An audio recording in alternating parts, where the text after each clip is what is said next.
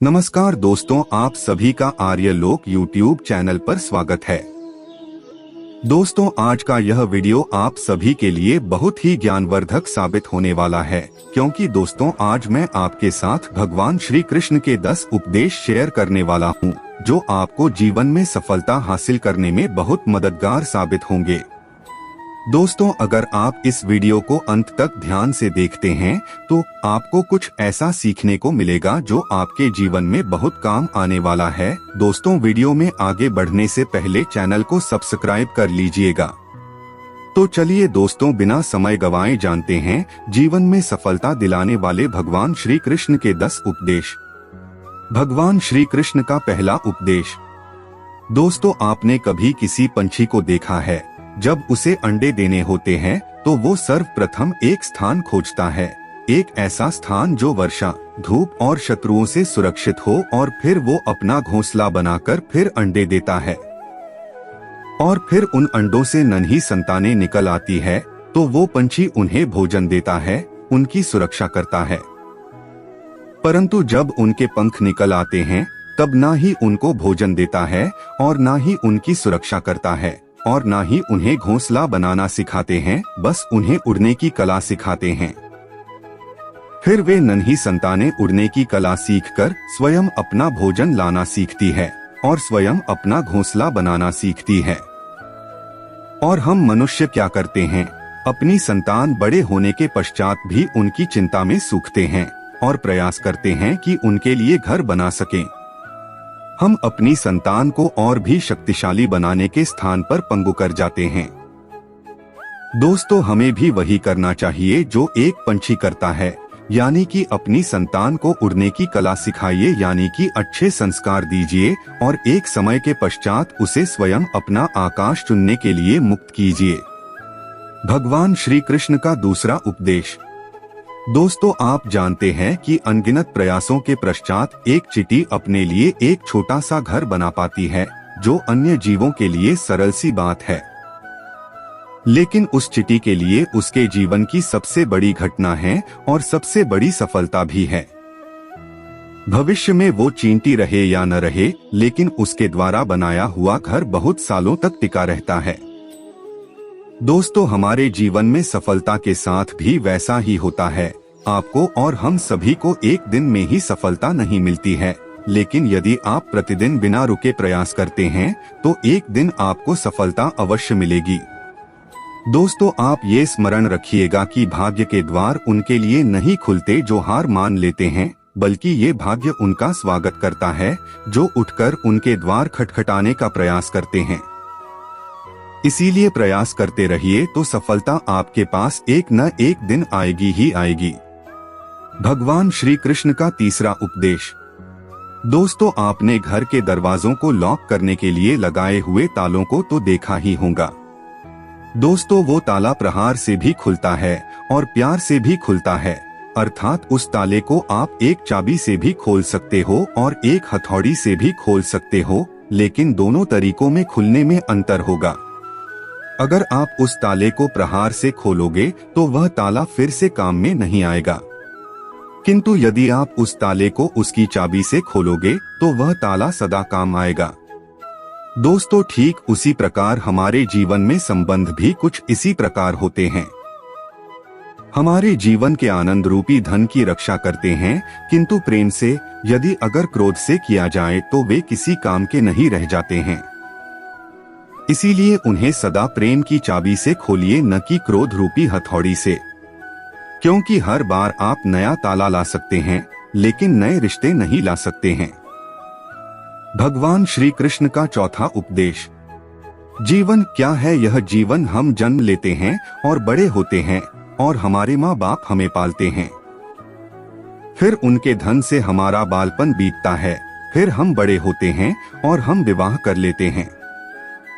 फिर हमारी संतानें होती है, हम उनको पालते हैं और फिर हम वृद्ध हो जाते हैं और एक दिन इस संसार से चले जाते हैं। क्या यही जीवन है? दोस्तों, हमारे जीवन में यह प्रश्न कई बार आता होगा, है ना? अब मैं आपको एक जल के जीवन के बारे बताता हूँ। सागर से भाप बनकर उठता है, मेघ बनकर बरसता है और फिर नदी बनकर फिर से सागर में समावेश करता है।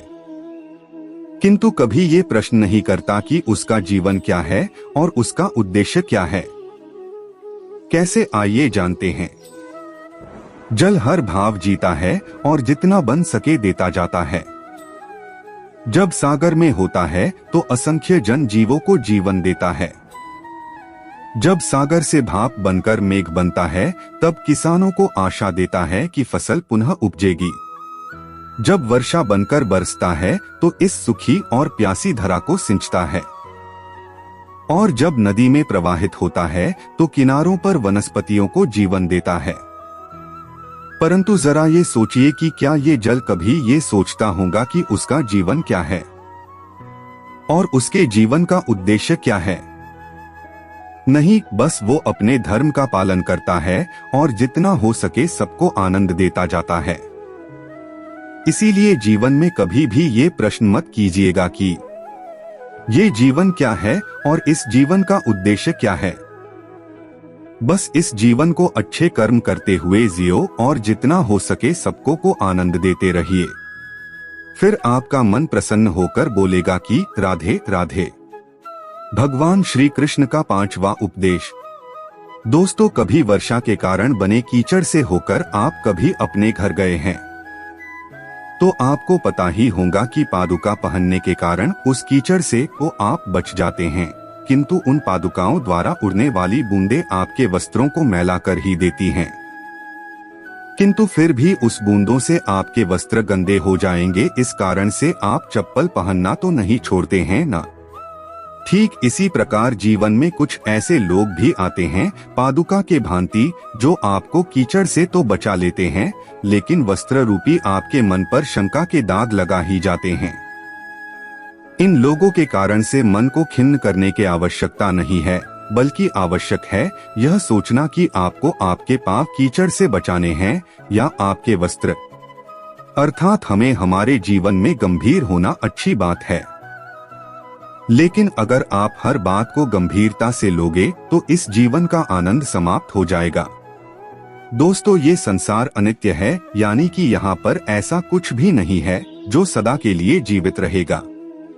इसीलिए दोस्तों, श्री कृष्ण कहते हैं कि जब तक ये जीवन है तब तक आप संतोष और आनंद से जिए। स्वयं पर छिटकने वाले कीचड़ पर ध्यान न दें, बस आनंद बांटते रहिए। फिर मन प्रसन्न होकर बोलेगा कि राधे राधे। भगवान श्री कृष्ण का 6वां उपदेश। दोस्तों, मनुष्य को जब सफलता मिलती है तब उसमें जागता है अहंकार, और ऐसे में मनुष्य हमेशा एक बात भूल जाता है, झुकना। और मनुष्य सोचता है कि मैं क्यों किसी के समक्ष झुकूं। और ऐसा इसीलिए हो जाता है क्योंकि मनुष्य एक बात भूल जाता है कि इस संसार में उसने जो कुछ भी प्राप्त किया हुआ है वह सब झुककर ही प्राप्त किया हुआ है। बालपन में चलना सीखा तो इस धरा पर झुककर, और गिरकर बड़ों का आशीष लिया भी झुककर, और उसके साथ ही किसान को फसल काटने के लिए भी झुकना पड़ता है, और कुएं से पानी निकालने के लिए भी पात्र को झुकना पड़ता है। भगवान से आशीर्वाद प्राप्त करने के लिए उनके समक्ष हमें झुकना पड़ता है। आंधियों में वृक्ष कैसे सुरक्षित रहते हैं, झुककर, और सम्मान कैसे पाया जाता है, झुककर आए। दोस्तों, इसी के समक्ष झुकने का अर्थ खुद का आत्मसम्मान खो देना नहीं है, बल्कि उसका अर्थ होता है कि विनम्रता। दोस्तों, हम मनुष्य हैं और इस आकाश की ऊंचाइयों तक पहुंचने के लिए हमें किसी पक्षी की भांति पंखों की जरूरत नहीं है, बल्कि हम जितना झुकेंगे उतना ही हम ऊपर उठते चले जाएंगे। भगवान श्री कृष्ण का 7वां उपदेश। दोस्तों, आप इस संसार में ऐसे कई लोग जानते होंगे जिन्हें आप स्वार्थी मानते होंगे और आपकी आवश्यकता पड़ने पर ही आपका स्मरण करते हैं, अन्यथा वर्षों तक कहीं दिखाई नहीं पड़ते हैं। लेकिन उनको जैसे ही आपकी आवश्यकता पड़ती है तो वे लोग हाथ जोड़कर आपके सामने सज्ज हो जाते हैं। दोस्तों, आपको उन लोगों पर बड़ा क्रोध आता होगा ना, और आपका मन खिन्न हो जाता होगा, और फिर आपके मन से यह स्वर निकल जाता है कि इस व्यक्ति की सहायता कभी न करना। किंतु आप ऐसा कभी भी न कीजिए। अब आप यह सोच रहे होंगे कि क्यों कह रहा हूं मैं ऐसा, क्योंकि भगवान श्री कृष्ण कहते हैं कि स्मरण रखिएगा कि दीपक का स्मरण व्यक्ति केवल तभी करता है जब अंधकार गहरा हो जाता है। इसलिए उस व्यक्ति को स्वार्थी मानकर खुद व्याकुल ना होइए, बल्कि स्वयं को दीपक मानकर आनंदित होइए और खुद को भाग्यवान समझिए, क्योंकि किसी को जरूरत पड़ने पर आपकी याद आती है और आप इस संसार में किसी की सहायता करने के योग्य है। इस जीवन में किसी के स्वार्थी होने से स्वयं का दृष्टिकोण न बदले, बस ये दृष्टि रखिए स्वयं के परमार्थ पर, फिर प्रसन्न होकर बोलेगा कि राधे राधे। भगवान श्री कृष्ण का 8वां उपदेश। दोस्तों, हमारा शरीर प्रकृति की सर्वोत्तम रचना है और जो अंग और तत्व हमें मिले हुए हैं ना, उन सभी का अपना अपना एक संदेश है। क्या है वो संदेश जो हमें हमारे अंगों और तत्वों से मिलता है? दोस्तों, हमें 2 आंखें दिए हुए हैं देखने के लिए, 2 कान दिए हुए हैं सुनने के लिए, 2 नथुने दिए हुए हैं सांस लेने के लिए, 2 हाथ दिए हुए हैं दोहरा परिश्रम करने के लिए, लेकिन जीभ केवल एक ही दी हुई है, उस पर भी नुकीले बलिष्ठ दांत दिए हुए हैं उसकी रक्षा के लिए। दोस्तों, आपने कभी सोचा है क्यों? क्योंकि शब्द और शब्दों का उपयोग मनुष्य का सबसे बड़ा शस्त्र है, जिसका उपयोग जितना सोच समझकर किया जाए उतना ही मनुष्य अपने जीवन में ऊपर उठता है।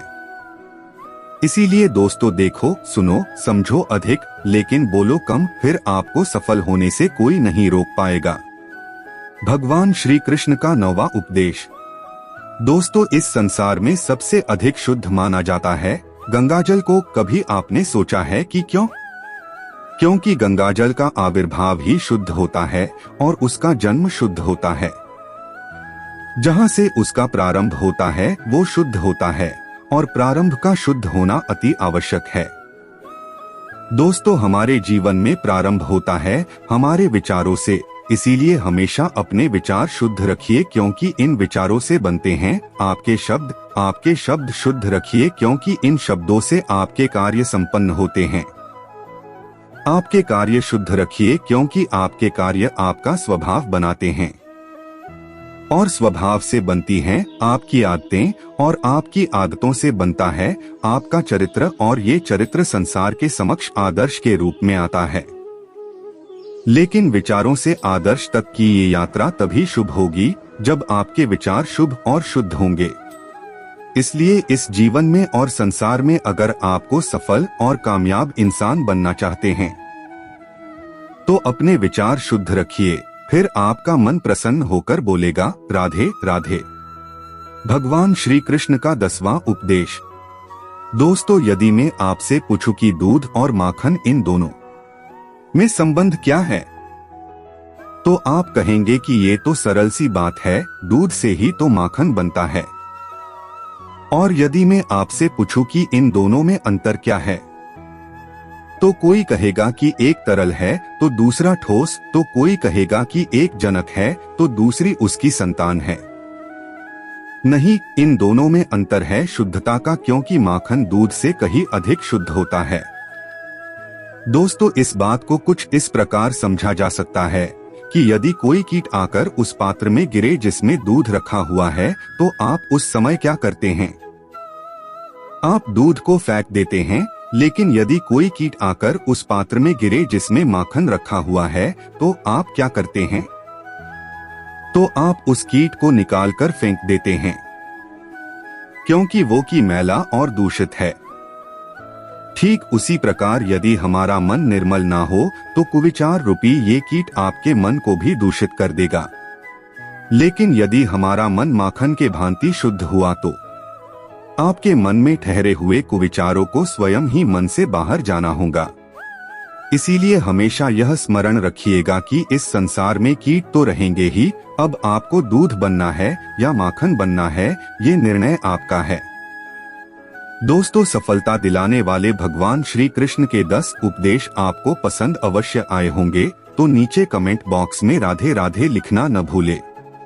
उसके साथ ही अपने दोस्तों के साथ इस वीडियो को शेयर जरूर कीजिए, ताकि अन्य लोगों को भी सफलता दिलाने वाले भगवान श्री कृष्ण के 10 उपदेश जानने को मिल सके।